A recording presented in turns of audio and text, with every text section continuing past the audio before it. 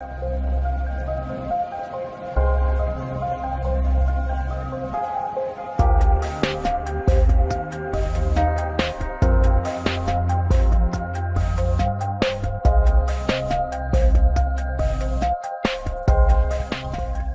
êtes professionnel du chiffre, dirigeant ou directeur financier, ou même conseiller d'entreprise. Anna va vous permettre de conseiller proactivement vos clients sur l'évolution future des besoins en cash flow et en financement. Anna va vous permettre également de faire des simulations en changeant les hypothèses de travail afin de répondre aux interrogations des partenaires financiers. Anna vous permet aussi d'établir un budget précis et le comparer avec la situation réelle afin de calculer les projections et actualiser la trésorerie.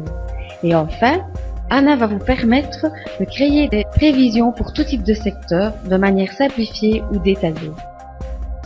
Outre la grande fiabilité du logiciel, Anna vous procure un gain de temps grâce à une arborescence logique et structurée des données résultats, aux importations automatiques de vos données comptables, au grand nombre d'opérations entièrement automatisées, ce qui annule le risque d'erreur, et à la répercussion immédiate de chaque modification sur tous les résultats. En guise de démonstration, nous allons parcourir avec vous 3 situations qui justifient pleinement l'utilisation du logiciel Anna. Nous avons choisi le cas d'une librairie classique. Premier aspect important d'un plan financier est l'analyse de la rentabilité. Dans le cas de notre librairie, la vente de livres, représentée par la courbe verte, diminue chaque année et finissent par être inférieure au seuil de rentabilité, repris en bleu dans notre graphique. Après de longues réflexions, le libraire envisage de lancer des ventes de livres sur Internet. Quel impact aurait cette solution sur la rentabilité future? Anna va nous le dire. Commençons dans les données par créer le nouveau produit Vente Internet et ramener le taux de TVA à 6%.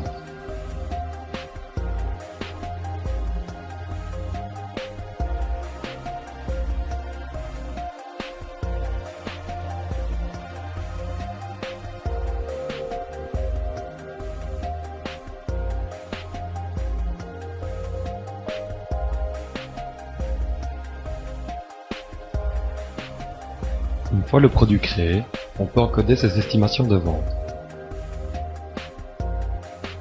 Le démarrage est prévu pour juillet. Le dirigeant prévoit un chiffre d'affaires mensuel de 4000 avec une progression de 15% tous les 3 mois, durant les 18 premiers mois.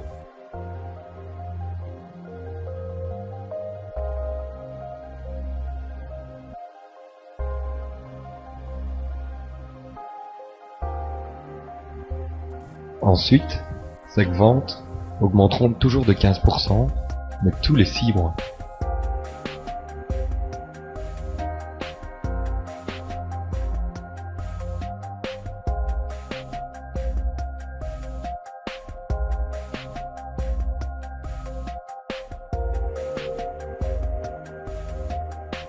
La société a décidé de prendre en charge les frais de port, ce qui entraînera une marge bénéficiaire inférieure à celle obtenue sur les ventes en librairie.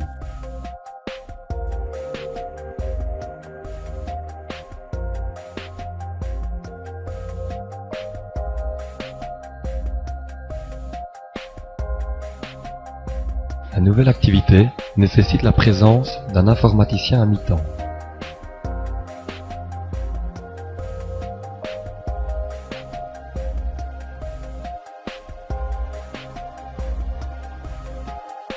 Celui-ci sera engagé à partir de juin sous contrat d'employé. Sa rémunération brute est de 1350 €. Sur base de la rémunération brute, Anna calcule automatiquement le NSS patronal et personnel, les primes de fin d'année ainsi que les pécules annuels.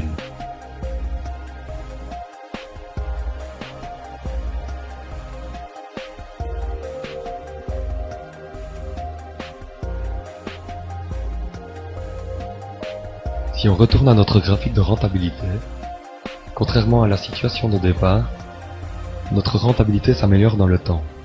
En effet, durant la 3e année, notre courbe verte est toujours supérieure à notre seuil de rentabilité.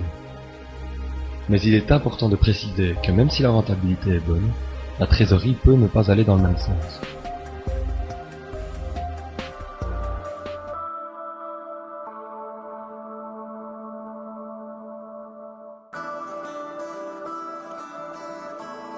Notre libraire, qui veut mettre toutes les chances de réussite de son côté, envisage d'investir dans un CRM afin de mieux suivre ses ventes par Internet.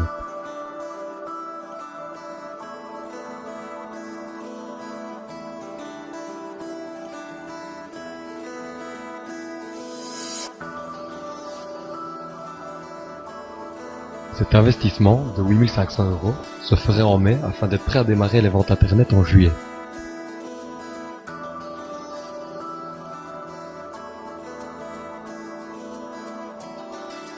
Suite à cet investissement, la trésorerie, représentée par la courbe bleue sur le graphique, descend en dessous de la ligne de crédit et ne s'améliorera pas avant septembre 2012.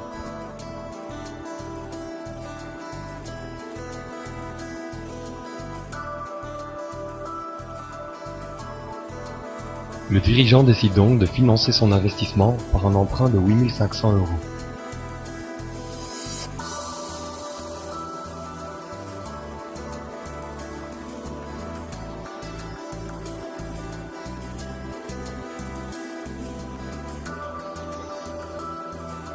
Le banquier lui accorde un taux d'intérêt de 4,75% et surtout une franchise de 6 mois. Le remboursement se fait en 36 mois.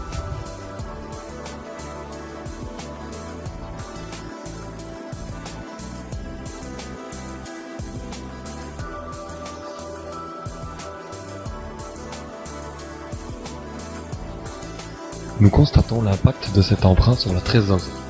Celle-ci est encore négative les premiers mois de prévision et tend à augmenter les années suivantes. D'autres solutions de financement auraient, bien sûr, pu être simulées.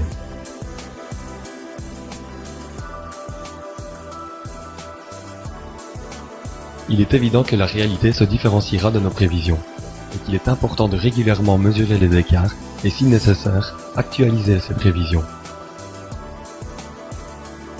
Durant le premier semestre, les craintes du libraire sont confirmées. Les ventes en librairie se tassent et se situent en dessous des prévisions. L'écart défavorable sur les 6 premiers mois s'élève donc à 9,5%. Cet écart diminue de 2% quand l'analyse porte sur les 9 premiers mois et prend donc en compte les ventes Internet.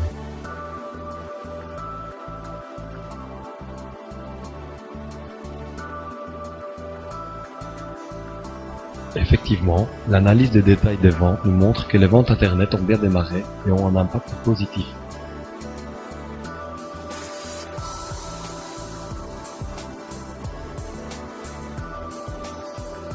La première colonne de ce tableau nous donne le résultat de l'exercice tel que calculé dans les prévisions. Dans la colonne projection, on retrouve le résultat obtenu en complétant le réel des 9 premiers mois de l'exercice avec les chiffres budgétisés pour les 3 derniers mois. Suite au mauvais résultat des ventes en librairie, le résultat escompté sera nettement inférieur au résultat budgétisé. Cela aura évidemment un impact sur la trésorerie. Nous retrouvons dans ce graphe la courbe bleue qui représente la trésorerie budgétisée. La courbe verte intègre les écarts entre le budget et le réel et correspond à une actualisation de la trésorerie. Dans notre exemple, le libraire devra suivre de près sa trésorerie durant le premier exercice. Ceci n'est qu'un extrait des possibilités du logiciel ANA. Vous trouverez plus de renseignements sur notre site internet. Vous pouvez visualiser un exemple d'impression ou tester par vous-même le logiciel.